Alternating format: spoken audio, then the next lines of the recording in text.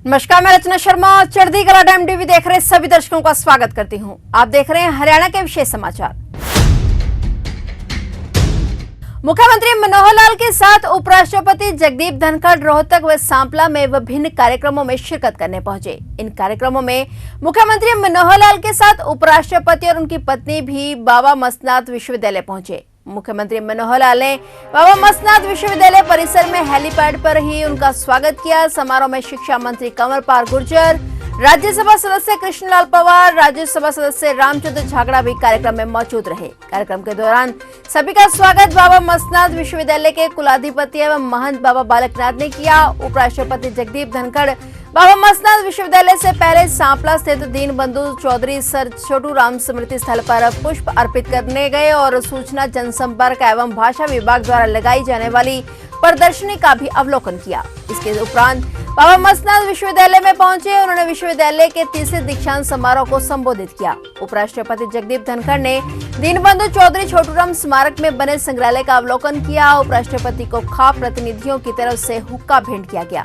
इस मौके पर मुख्यमंत्री मनोहर लाल ने भी सभा को संबोधित किया। मुख्यमंत्री मनोहर लाल ने स्वागत करते हुए कहा कि हरियाणा की जनता की ओर से प्रथम आगमन पर उनका स्वागत करता हूं। चौधरी छोटूराम किसानों के मसीहा थे। हरियाणा हर क्षेत्र में प्रगति कर रहा है। सीएम ने यह भी कहा कि प्रदेश को कृषक प्रधान प्रदेश बनाने की दिशा में काम किया जा रहा है। किसानों की आय कैसे बढ़े, इसको लेकर लगातार प्रयास किए जा रहे हैं। सीएम ने कहा कि हरियाणा हर क्षेत्र में आगे है। आबादी और क्षेत्र के हिसाब से हरियाणा देश का अग्रणी राज्य है और उन्होंने कहा कि देश की जीडीपी के हिसाब से भी हरियाणा काफी आगे है। हरियाणा के खिलाड़ी दुनिया में अपना नाम कमा रहे हैं और सेना में भी हमारे प्रदेश की भागीदारी 10% से अधिक है।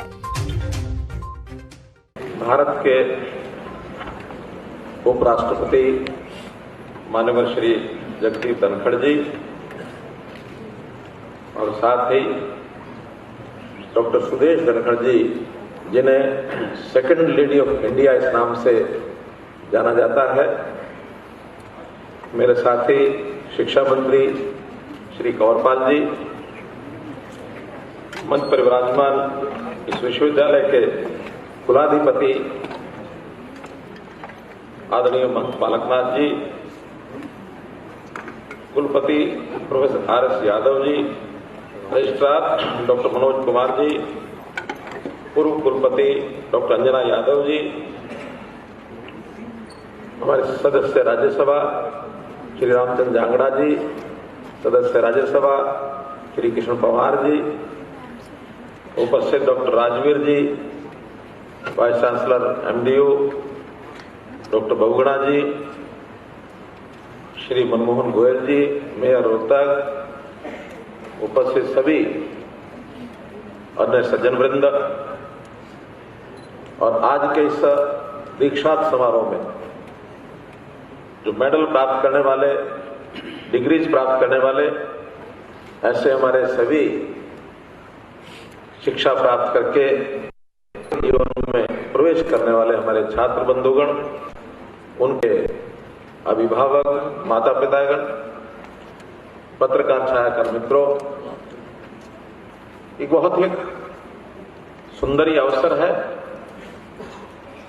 जब एक 3 दशक पहले ये जो विश्वविद्यालय है एक बीज के रूप में जिसका श्रीगणेश किया गया था महंत शरोनाथ जी द्वारा 1957 में, बल्कि ज्यादा ही हो गए, वो जो बीज है आज एक वट वृक्ष का रूप उसने लिया है। और इस वट वृक्ष में कितने ही युवकों ने अपने आप को शिक्षित करके दीक्षित होकर समाज सेवा में लीन किया है। मैं आज इस अवसर पर ऐसे सभी जो डिग्रियां और पदक प्राप्त करने वाले विद्यार्थी हैं, छात्र हैं, जिनके लिए बड़ा खुशी और गौरव का दिन है, उनको बहुत बहुत बधाई और शुभकामना देता हूं। माननीय उपराष्ट्रपति जी, ये भी बहुत एक मेरे लिए खुशी का विषय है कि आप हरियाणा के पहले प्रवास में उपराष्ट्रपति बनने के बाद हरियाणा के दौरे पर आप आए। आपने सर्वप्रथम चौधरी छोटू राम जी की प्रतिमा पर सांपला में पुष्पार्पण किया, वहां प्रदर्शनी देखी और इस संस्थान के दीक्षांत समारोह में आप आकर के, मैं तो यही कहता हूं कि आप ऐसे युवाओं के लिए प्रेरणा स्रोत हैं। आप केवल राजनेता नहीं बल्कि एक अर्थशास्त्री हैं। आप युवाओं के लिए प्रेरणा स्रोत हैं। मेरा और मानव धनखड़ जी का परिचय एक 4 साल पहले जब हरियाणा के सारे घटनाक्रम जिस प्रकार से चल रहे थे, उस समय आप सुप्रीम कोर्ट में वकालत कर रहे थे, तो इन विषयों पर चर्चा के लिए मुझे अवसर मिला जाने का। उस समय से ही जो मेरे अपने मन में जो विचार आया कि बहुत सुलझे हुए समस्याओं का किस प्रकार से निदान करना है, बड़ी एक स्पष्ट दृष्टि आपके पास रही है। और जब बंगाल के आप गवर्नर राज्यपाल होकर के जब गए और जिस प्रकार के सारे विषयों को आपने ठीक ढंग से वहां टैकल किया, शायद ही कोई और कर सकता था। निश्चित रूप से आपकी उस योग्यता को देख करके ही देश के लोगों ने आपको उपराष्ट्रपति पद पर देखने की इच्छा की होगी। आप हमारे बीच में आज उपस्थित हैं। आपका मैं बहुत बहुत हरियाणा की जनता की ओर से, हरियाणा सरकार की ओर से अभिनंदन करता हूं, स्वागत करता हूं। मित्रों, भाइयों बहनों, जैसा मैंने बताया कि इस दीक्षांत समारोह में जितने भी विद्यार्थी आए हैं उनके लिए एक विशेष अवसर है। शिक्षा प्राप्त करना हमारे जीवन का एक अंग है, लेकिन शिक्षा के बाद अगली सीढ़ी पर चढ़ना, वास्तव में शिक्षा में सफल होना वो कोई उतना बड़ा महत्वपूर्ण भी नहीं है। हमको ज्ञान प्राप्ति अपने संस्थान से होती है, हम उसमें शिक्षा में अपनी सफलता प्राप्त करते हैं, लेकिन वास्तविक सफलता जो होती है दीक्षांत के बाद, जब हम समाज में जाते हैं और समाज में किस भावना से काम करते हैं, उसके अंदर सफलता कितने हम हुए, ये उसके बाद पता लगता है। हम यहाँ डॉक्टर्स की डिग्री लेकर के जा रहे हैं या अन्य डिग्री लेकर के जा रहे हैं, कहते हैं कि शिक्षार्थ आइए, सेवार्थ जाइए। तुम शिक्षा लेने के लिए आए थे, दीक्षा के बाद हम सेवा करने के लिए जा रहे हैं। इस क्षण को कभी ना भूलें कि हम लोग एक अच्छे कार्य के लिए, एक स्वास्थ्य सेवा को देने के लिए समाज में जा रहे हैं। समाज के अंदर हर प्रकार का वर्ग है। वो जो बहुत ही संपन्न वर्ग है वो अपना इलाज कहीं भी करा सकता है, लेकिन जो सामान्य वर्ग है, गरीब वर्ग है, वो हमारी सेवा के ऊपर ही निर्भर करता है कि उसके शरीर का स्वास्थ्य का हम ध्यान रखें। उसमें चाहे वो आयुर्वेद की शिक्षा प्राप्त की हो हमने, चाहे डेंटल की हो, नर्सिंग की हो, इंजीनियरिंग की हो, फार्मेसी की हो, फिजियोथेरेपी, कानून जैसी जितनी भी शैक्षणिक सुविधाएं हमको यहाँ मिल रही हैं, हमने कोई भी शिक्षा प्राप्त की, सेवा से जाकर के और हम लोग इस काम को करें।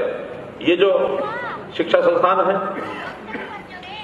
बाबा शरणनाथ जी के तो दर्शन मैंने नहीं किए, लेकिन बाबा जगन्नाथ जी के, और फिर जैसे बाबा बालकनाथ जी जब इस संस्थान को संभाल रहे हैं, इतनी लगन इनमें मैंने देखी है, जिस लगन के कारण से इस संस्थान के साथ किस प्रकार का इनका जुड़ाव है, हमने देखा है कि बहुत लोग इतना भावुक हो गए। इन्होंने अपने सर्वस्व निछावर करके अपने, जिसको कहना चाहिए खून पसीने से सींचते हैं, ऐसा सींच करके इस संस्थान को बड़ा करने में अपना सब कुछ लगाया हुआ है। बहुत बार हमारा इनका जब संबंध आता है, पहले सरकार के नाते आता था, अब जब से आप सांसद बने हैं तब से तो और भी हमारे घनिष्ठ संबंध हो गए हैं। तो आप इस संस्थान को जिस प्रकार से सींच रहे हैं, मैं प्रभु से कामना करता हूं कि संस्थान इसी प्रकार से दिन दोगुनी रात चौगुनी और उन्नति करता रहे। मैं तो इतना ही कहूंगा कि शिक्षा में हरियाणा सरकार, भारत सरकार बहुत से पद उठा रही है और उनको हरियाणा में हम लागू कर रहे हैं। खास करके जब से ये जो नेशनल एजुकेशन पॉलिसी NEP आई है, इसको लागू करने के लिए वैसे केंद्र सरकार की ओर से निर्देश थे कि 2030 तक इसको लागू किया जाए, लेकिन अच्छी शिक्षा पद्धति और शिक्षा हमारे जीवन के निर्माण में बहुत बड़ी भूमिका निभाती है। हमने तय किया कि न्यू यानी नेशनल एजुकेशन पॉलिसी है, इसको 2030 तक नहीं, हम हरियाणा में 2025 तक लागू कर देंगे। इसके जितने प्रावधान हैं उन सबको हम लागू करने जा रहे हैं। तो तो ये थे हरियाणा के विशेष समाचार और नए समाचारों के साथ फिर से हाजिर होंगे। तब तक के लिए देखते रहिए चढ़ती कला टाइम टीवी और अब मुझे दीजिए इजाजत। धन्यवाद।